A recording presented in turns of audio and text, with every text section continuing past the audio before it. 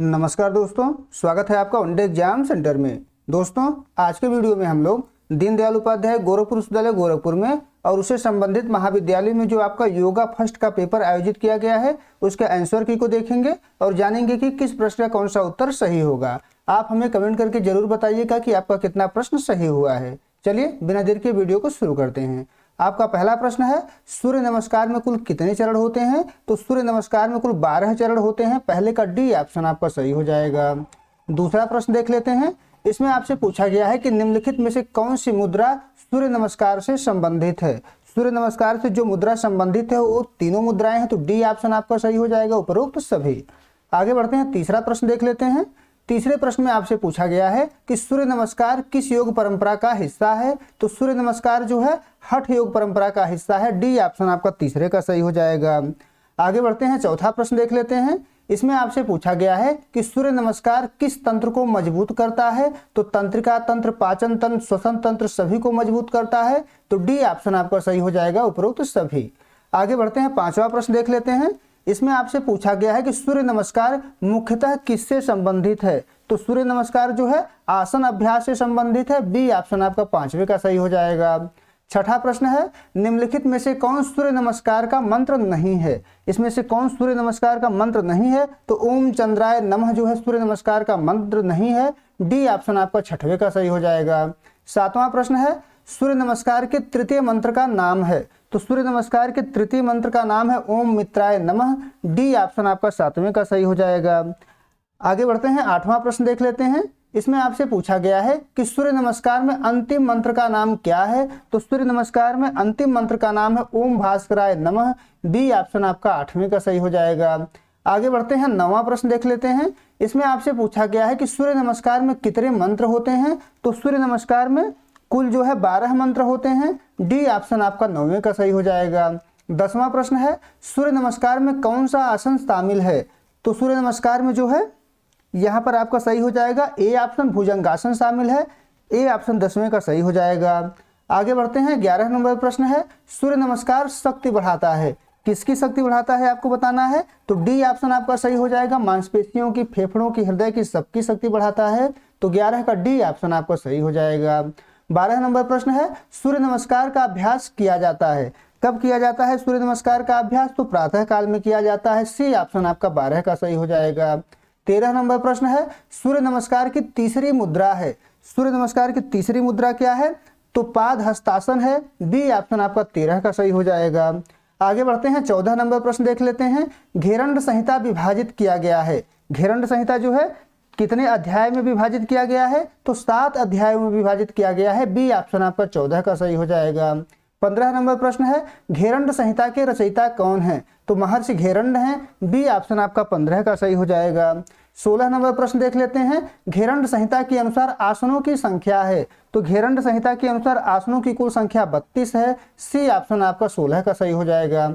17 number प्रश्न है, योगः चित्त वृत्ति निरोध विचारधारा है। किसकी विचारधारा है आपको बतानी है? तो महर्षि पतंजल की विचारधारा है। ए ऑप्शन आपका 17 का सही हो जाएगा। 18 नंबर प्रश्न है, निम्नलिखित में से कौन सी क्रिया शरीर से अतिरिक्त वसा को कम करने के लिए फायदेमंद है? तो 18 का जो है बी ऑप्शन आपका सही हो जाएगा, कपालभाति। आगे बढ़ते हैं, 19 नंबर प्रश्न देख लेते हैं। योग सूत्र के रचयिता कौन है? तो योग सूत्र की रचना जो है महर्षि पतंजल के द्वारा किया गया था। डी ऑप्शन आपका 19 का सही हो जाएगा। 20 नंबर प्रश्न देख लेते हैं। योग दर्शन के प्रणेता कौन है? तो योग दर्शन के जो प्रणेता हैं वो पतंजल हैं। ए ऑप्शन आपका 20वें का सही हो जाएगा। आगे बढ़ते हैं, 21 नंबर प्रश्न देख लेते हैं। नौल क्रिया अंग है, आपको बताना है नौल क्रिया किसका अंग है? तो षटकर्म का अंग है। बी ऑप्शन आपका 21 का सही हो जाएगा। 22 नंबर प्रश्न है, निम्नलिखित में से कौन षटकर्म का अंग है? कौन इसमें से षटकर्म का अंग है आपको बताना है? तो धौति, नेति, नौल ये सभी जो है षटकर्म के अंग हैं। डी ऑप्शन आपका सही हो जाएगा, उपरोक्त सभी। आगे बढ़ते हैं, 23 नंबर प्रश्न देख लेते हैं। 23 नंबर प्रश्न में आपसे पूछा गया है कि धौत क्रिया किसकी शुद्धि के लिए किया जाता है? तो धौत क्रिया जो होता है पेट एवं अन्न नली की शुद्धि के लिए किया जाता है। सी ऑप्शन आपका 23 का सही हो जाएगा।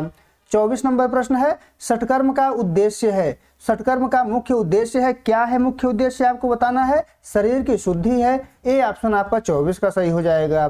25 नंबर प्रश्न है, नेत क्रिया का उपयोग मुख्य रूप से शुद्धि के लिए होता है। किसके शुद्धि के लिए होता है? तो नाक की शुद्धि के लिए होता है। बी ऑप्शन आपका 25वें का सही हो जाएगा।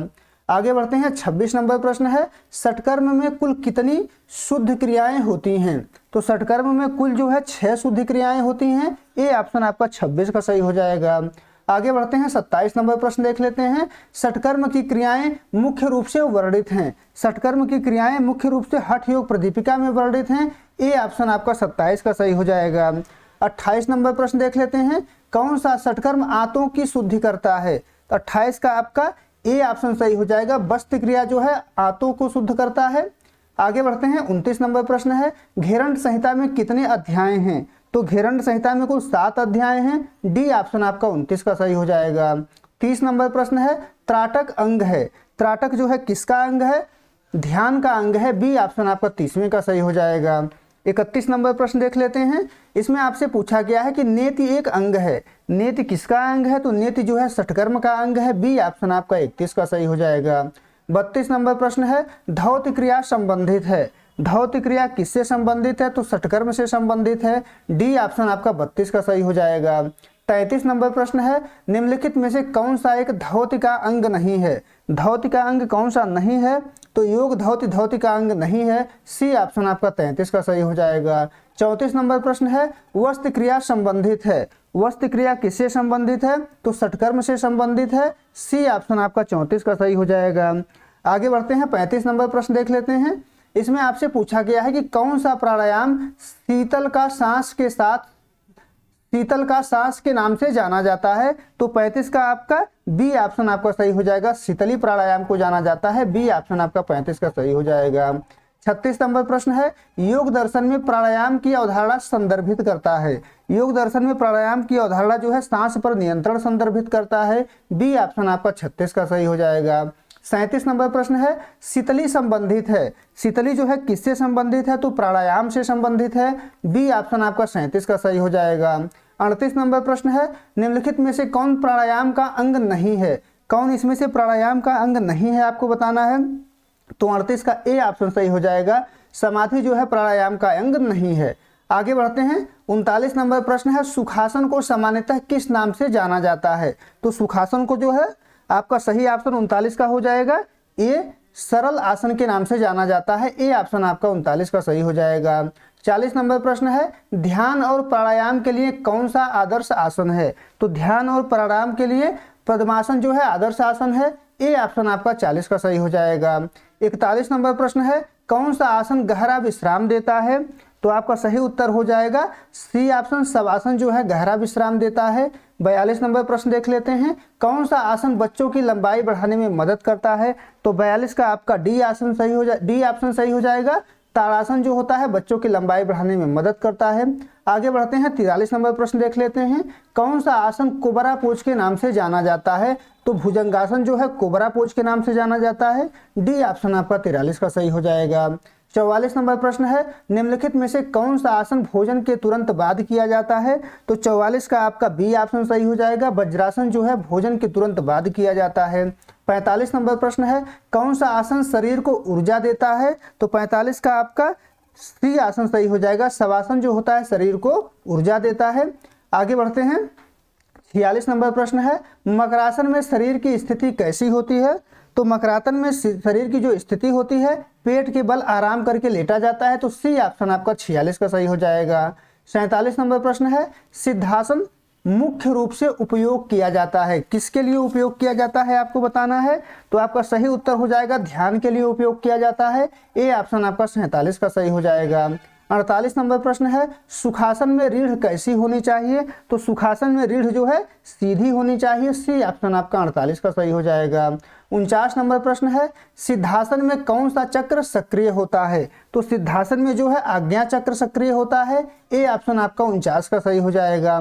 50 नंबर प्रश्न है, कौन सा आसनों का राजा कहा जाता है? तो 50 का जो है बी ऑप्शन आपका सही हो जाएगा। शीर्षासन जो है आसनों का राजा कहा जाता है। उम्मीद है दोस्तों आपको ये वीडियो पसंद आया होगा। अगर वीडियो अच्छी लगी तो चैनल को सब्सक्राइब कर लीजिए, वीडियो को लाइक और शेयर कर दीजिए। बहुत बहुत धन्यवाद।